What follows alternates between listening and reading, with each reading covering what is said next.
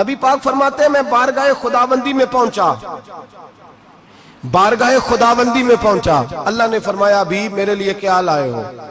میں نے کہا مولا وہ لایا ہوں جو تیرے پاس کوئی نہیں، جو تیرے پاس کوئی نہیں۔ رب کریم کو سارا پتہ ہے، پھر بھی پوچھتا ہے محبوب میرے پاس کیا نہیں؟ فرمایا تیرے پاس عاجزی لے کے آیا ہوں، تجھ سے بڑا کوئی نہیں، تو کس کے آگے عاجزی کرے گا، سب سے بڑا تو ہے، میں عاجزی لایا ہوں۔ تو کہا بھی مانگ لے۔ نبی پاک نے کہا اللہ تو میرے ساتھ گناہگاروں کی بات کر، اے اللہ تو گناہگاروں کی بات کر، یہ بھول جائیں گے، پھٹک جائیں گے، اے اللہ غلطیاں کریں گے تو کیا کرے گا؟ تو رب کریم نے کہا محبوب میں تیرے ساتھ وعدہ کرتا ہوں تیری آدھی امت بغیر حساب کتاب جنت میں داخل کر دوں گا۔ نبی کریم نے فرمایا مولا نہیں، یہ بات مجھے قابل قبول ہے۔ میرے رسول کریم صلی اللہ تعالی علیہ وسلم فرماتے ہیں یا اللہ نہیں، یہ بات منظور نہیں، ابھی تو کیا چاہتا ہے؟ تو کہا اللہ تو مجھے سفارش کا حق عطا کر، تو مجھے اجازت دے، میں کہتا جاؤں تو معاف کرتے جانا۔ آدھی والی بات قابل قبول ہے؟ حضور کہہ سکتے تھے نا چلو آدھی بخشی گئی بھئی آدھی اچھے عمل کرے، فرمایا نہیں مجھے حق شفاعت دے۔ نبی پاک فرماتے ہیں میرے رب نے مجھے سفارش کا حق دیا ہے، میں قیامت میں سفارش کرتا جاؤں گا، اللہ میری امت کو جنت عطا کرتا جائے گا۔ میرے اعلیٰ حضرت فرماتے ہیں جانا اتنا کمال نہیں تھا جتنا حضور کا واپس آنا کمال ہے۔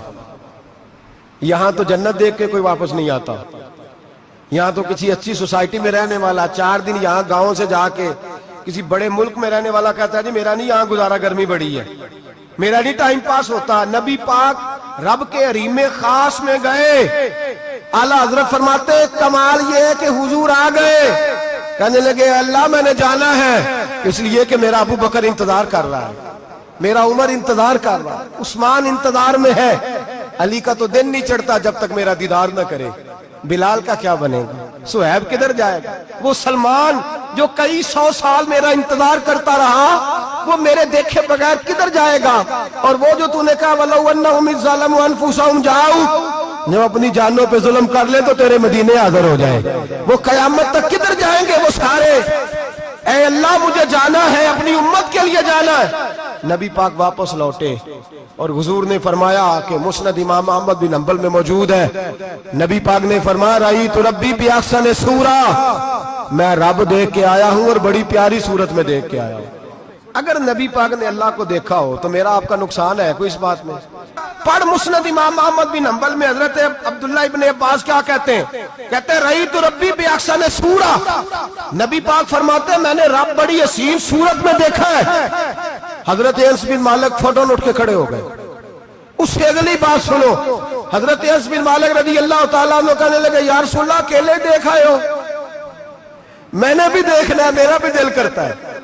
وہ بولے تو باقی بھی بول پڑے، کہنے لگے محبوبہ تو اکیلا ہی دیکھ آیا ہے، وَإِذَا سَأَلَكَ عِبَادِي عَنِّي فَإِنِّي قَرِيبٌ، حضور ہمارا بھی دل کرتا ہے۔ مسند امام احمد بن حنبل میں لفظ ہے مدینے کے محبوب بولے اور بول کے کہنے لگے تم نے بھی دیکھنا ہے؟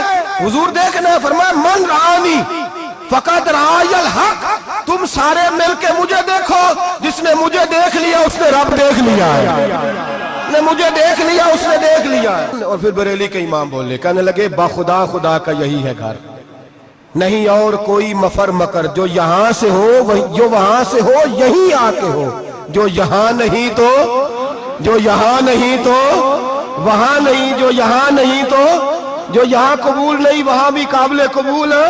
فرمایا تم مجھے دیکھو نا، جسے مجھے دیکھ لیا اس نے رب دیکھ لیا، مجھے دیکھو جس نے دیکھنا ہے میرے حبیب کریم علیہ السلام۔ فرماتے ہیں جب میں رب سے ملا تو اللہ نے اپنا دست مبارک میری پشت پہ رکھا، سیاستہ ترمذی شریف کہنے میری کانڈ دے پیر دات تھے، مرشد دات تھے، نبی پاک فرماتے ہیں میری پشت پہ اللہ کا ہاتھ ہے، رب کریم نے میرے کندھوں کے درمیان ہاتھ رکھا اور میں نے ٹھنڈک دل میں محسوس کی، فَعَلِمْتُ مَا فِي السَّمَاوَاتِ وَمَا فِي الْأَرْضِ، حضور فرماتے ہیں پھر میں نے جان لیا جو کچھ زمینوں میں تھا اس کا علم بھی آ گیا، جو آسمانوں میں تھا اس کا علم بھی، اللہ نے پھر علوم کی کنجیاں میرے ہاتھ میں دے دی۔ مسجد نبی کے منبر پر بیٹھ کر جناب عمر کہتے ہیں پھر آمنہ کے لال نے اعلان فرمایا جس نے جو پوچھنا ہو پوچھے، میں یہاں بیٹھ کے بتاؤں گا، معراج کی رات کنجیاں دے دی رب کریم نے غیب کی. اور اعلیٰ حضرت بول پڑے, کہنے لگے اور کوئی غیب تجھ سے نہا ہو بھلا جب خدا ہی نہ چھپا رہا. کہنے لگے سب سے بڑا غیب تو اللہ ہے, تو جس نے اللہ ہی دیکھ لیا ہے اس سے پیچھے کیا رہ گیا ہے. رسول کریم صلی اللہ علیہ وسلم واپس لوٹے. نمازیں کتنی لائے بولے سارے, رہ کتنی گئی, کیویں پتہ ہے نا تو ہم دوسو مسئلہ کیویں. حضرت موسیٰ نے مدد کی تھی تے غیر اللہ دی مدد تے بندہ کافر ہو جاندہ ہے. مدد کنے کی تھی ہے جی, اسی تے نہیں پاجی تے پوریاں 50 پڑھنیاں نے. اسی اللہ تو علاوہ کسی دی مدد دے قائل اسی کنیاں پڑھنیاں نے. انہاں دی لاؤ ڈیوٹی ہے جنہاں روز فتویٰ کڈیا ہے.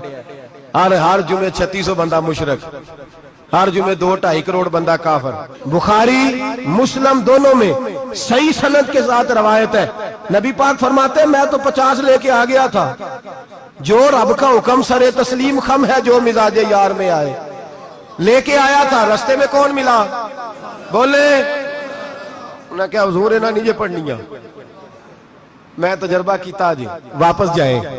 حضور فرماتے ہیں میں گیا رب کریم کی بارگاہ میں, یا اللہ مہربانی کر تھوڑی رعایت کر. 45 ہو گئی پھر آیا. حضرت موسیٰ نے کہا محبوب ابھی بھی زیادہ ہے, ایتھے دے 50 لے آنے نے ٹائم کوئی نہیں. بڑی مصیبت اسی بڑی پانڈ پہاڑ چایا ہے سر تے کے تھلے ڈگ پیا تے پتہ نہیں کی بنے گا. تو 5 والے بڑی پریشانی کے عالم میں معاذ اللہ استغفر. فرماتے ہیں پھر گیا تو 40 ہو گئی. اب یہاں 9 پھیرے لگائے نبی پاک نے جی. بڑا کون ہے نبی پاک کے حضرت موسیٰ. اس کا مطلب ہے چھوٹوں کی بھی بات کبھی کبھی مان لینی چاہیے. کبھی کبھی پتہ نبی پاک کو بھی تھا کہ انہوں نے 50, اور یہاں تمام مفسرین 1 2 3 4 نہیں, تمام مفسرین شارحین نے لکھا ہے کہ حضرت موسیٰ کے دل میں بات اللہ نے ڈالی تھی. حضرت موسیٰ کی ڈیوٹی اللہ نے کھڑا کیا تھا کہ میرے حبیب نے تو بولنا نہیں, تو کہہ کہ محبوبہ واپس جا, محبوبہ واپس جا, واپس جا.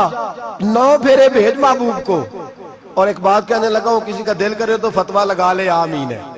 یہاں صوفیاء نے ایک باریک بات کی ہے, باریک بات. صوفی کہتے ہیں اصل بات یہ تھی رب کہہ رہا تھا میں محبوب سے ملا ہوں, میرا پھر شوق ہے نبی سے ملنے کا, ذرا بار بار بھیج میں محبوب کے جلوے بار بار دیکھوں, وہ مجھے دیکھے میں اسے دیکھوں, بار بار بھیج. رب کریم بھی یہ چاہتا تو حضرت موسیٰ بھی کہہ رہے تھے کہ محبوبہ اس نے مجھے تو اپنا اب دکھایا نہیں, تجھے تو دکھایا ہے, جا تو بار بار دیکھ کے آ, تو اسے دیکھتا رہ میں تجھے دیکھتا رہتا ہوں. 9 دفعہ گئے نبی کریم, نمازیں رہ گئی 5. مدد کس نے کی اللہ کے غیر اللہ. حضرت موسیٰ یات ظاہری میں کہ انتقال کر چکے, کہنے نے جیندے کو لو مانگ لو موئے کو نہ منگیا جی, اور ڈرو اللہ سے. حضرت موسیٰ اس وقت یات ظاہری میں تھے کہ وفات پا گئے تھے, مدد کی کہ نہیں. یار ہم لوگ کوئی پاگل ہیں کہ بلا وجہ کا عقیدہ گھڑ لیں گے, عجیب بات ہے. ہمارا موقف یہ ہے کہ نبی کریم سید عالم علیہ السلام کی قبر پہ جا کے تو سلام کہے, حضور کو یاد رہتا ہے, اور نبی پاک تیرا سلام نوٹ کرتے ہیں. اور قیامت کے دن تیری مدد اصل کس کی ہے اللہ کی. اصل مدد کس کی, پیسے کون دیتا ہے. تو اگر کوئی فیکٹری پہ مزدوری کر کے مالک سے لے لے تو مسلمان رہا کے کافر ہو گیا. عجیب چکر ہے. خدا کے بندو مدد کس کی. حضرت موسیٰ کو کھڑا کس نے کیا, ان کے دل میں بات کس نے ڈالی, ان کو پیغام کس نے دیا, نمازیں معاف کس نے کی, چھٹی کس نے دی, تو مدد کس کی ہوئی. عقیدے کو سمجھیں, عقیدے کو سمجھیں. میرے رسول کریم سید عالم علیہ السلام کے غلام سیدھے در رسول پہ جاتے تھے. کوئی مسئلہ بن جاتا تو سیدھا حضور کے. پڑھیے مصنف ابن ابی شیبہ, حضرت بلال بن حارث مزنی کہتے ہیں بارش نہیں ہوتی تھی, میں در رسول پہ چلا گیا. میں نے جا کے کہا محبوبہ بارش نہیں ہوتی مہربانی فرما. کہتے ہیں حضور میری خواب میں آئے, کہا جا عمر کو جا کے میرا سلام کہہ دے اور اسے کہنا بارش جلدی ہو جائے گی. حضرت بلال بن حارث کہتے ہیں جناب عمر کو مصطفیٰ کا سلام دیا, ابھی لفظ بھی پورے ادا نہیں ہوئے تھے, رب کریم نے بارش عطا کر دی. عقائد اور نظریات کو سمجھیں, غور کریں, عقیدہ مضبوط رکھیں. اے شہنشاہ مدینہ الصلاۃ والسلام, زینت عرش معلا الصلاۃ वस्सलाम रब हबली उम्मती कहते हुए पैदा हुए। हक ने फरमाया कि बख्शा अस्सलातो वस्सलाम, और मैं वो सुन्नी हूँ जमीले कादरी मरने के बाद मेरा लाशा भी कहेगा अस्सलातो वस्सलाम, मेरा लाशा भी कहेगा अस्सलातो वस्सलाम।